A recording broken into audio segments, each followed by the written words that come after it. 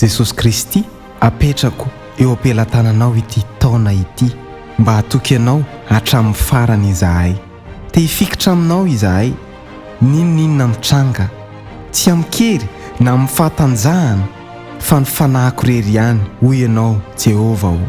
Noho ny fahasoavanao dia hatratra ny tanjona omenao noho ny fahasoavanao hatateraka ny sitraponao noho ny fahasoavanao dia hatratra ny tanjona ao anatin'ny fahasarotana alahelo miaraka amiko ianao.